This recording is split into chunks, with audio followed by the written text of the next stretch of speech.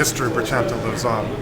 Really what we're trying to do here is introduce a new generation of kids to a great history that lives on, and the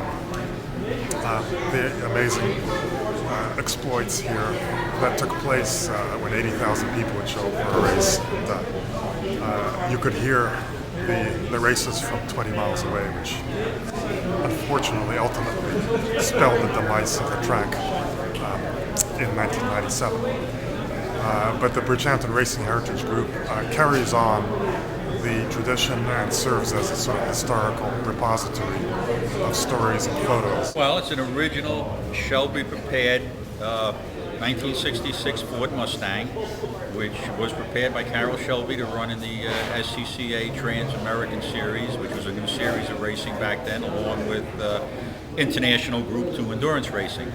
And out of all the cars he prepared, which was only 16, this is the only car that was prepared for the endurance racing as a Group 2 Mustang. This car actually finished the 24 Hours of Daytona in 1967, first in class and 11th overall. Well, many years ago, in 1981, Peter and I started something called the Friends of Bridgehampton. And this is when the track was first threatened by development.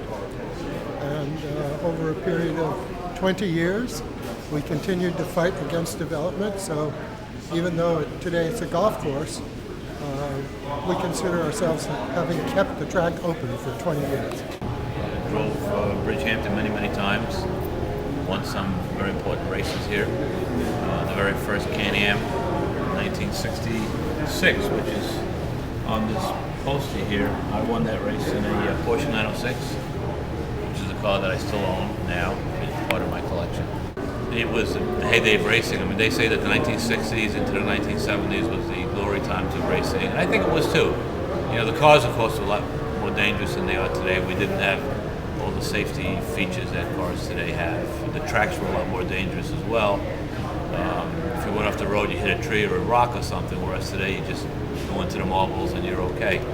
So, you know, we lost a lot of guys in those years. A lot of in fact, I lost half my team in a period of about 3 years. Out of 10 of us, we lost five drivers to car accidents in the late 1960s.